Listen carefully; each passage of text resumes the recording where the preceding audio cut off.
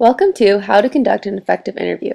This tutorial will teach you step by step how to conduct an interview, as well as some common mistakes to avoid. First, you must select what type of interview you are going to conduct. There are three types of interviews: structured, semi-structured, and unstructured. Structured interviews are very detailed and often read word for word.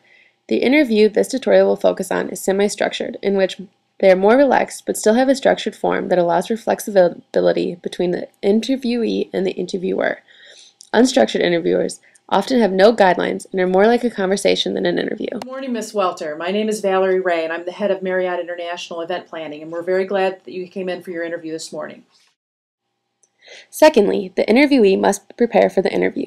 Review the job description and requirements so that you know what you are looking for.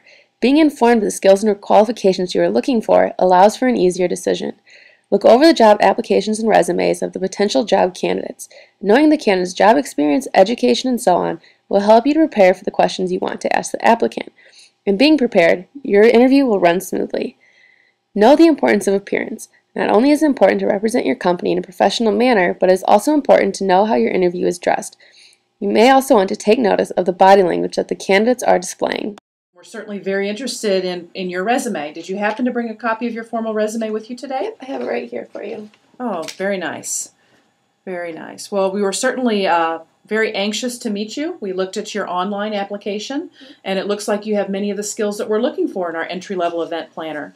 So one of the things I wanted to talk with you about today is what makes you very interested in this job? I'm interested in working for Marriott because it'll be my first job out of college, and they're a very well-known brand and company that's recognized worldwide, and I feel like they have a lot to offer me as an employee, and I can offer them just as much as an employer. Excellent. Well, tell me a little bit about some of your previous experience that you think you bring to the table for Marriott International. During the interview, it is important to remember these few simple tips. You want to make the interviewee feel as comfortable as possible. It should feel more like a conversation than a forced interview. Also, you want to let the interviewee do most of the talking. Your questions are only to guide the conversation to discover how the candidate would fit into the company. You are more or less small talking to encourage their opening up. I've had internships from Special Olympics and smaller event planning companies in Columbia that have been a very wide range of events, from bikes events to weddings and company galas. So. Okay, tell me a little bit about some of the weddings that you've been involved in. Have they been small events, large events? They varied. It's been all different sizes and tastes and styles of events, so I'm very well-rounded. Okay. What about, tell me a little bit about a job experience that you thought you could have done a better job at?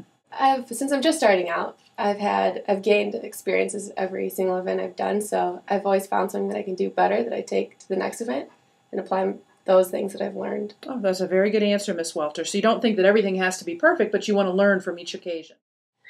During the interview, you want to know what type of questions to ask. First, there are direct questions, in which there is a specific yes or no question. These types of questions give you quick information about the candidate. Secondly, there are behavioral questions, which are designed to discover more information about the applicant's behavior or how they have performed in previous jobs. Lastly, there are situational questions. These types of questions are designed to see if an applicant has experienced a specific situation or how they would react in a hypothetical situation. Okay, how about a job that you walked away from and you thought, boy, that was a great event. I did a really, really good job there. My favorite event was my boss was actually in a part of the wedding party, so she couldn't be there, so she elected me to be the team leader for the rest of the event assistants, so I got to direct and position everybody throughout the event. What was different about having to be a leader for an event than just being a participant? I had to take charge and be more oriented with every aspect of the event instead of just what was assigned to me. Excellent. So, Ms. Welter, what motivates you as you enter into this first job? What's going to be your motivation to do a really good job? I believe that I'm a really big people person, so I like to make people happy. So through events, I'm able to make that happen, and that motivates me to be better at my job. So, Ms. Welter, what are three characteristics about you that you think make you a great event planner for Marriott International? I'm a very detailed, time-oriented person, so I like to set out a schedule and make sure everything happens on time, depending on their importance or not. And I'm also very people-oriented, as I said before, that I like to deal with many kinds of people, and whether it's good or bad, I find that I can handle situations that involve individuals.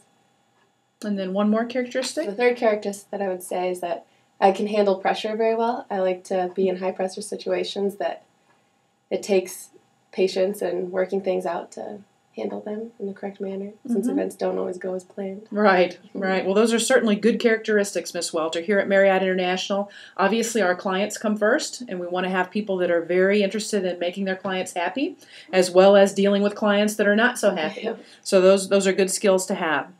Do you have any? After answering any questions that an applicant might have for the interviewer, it is time for you to properly close out the interview.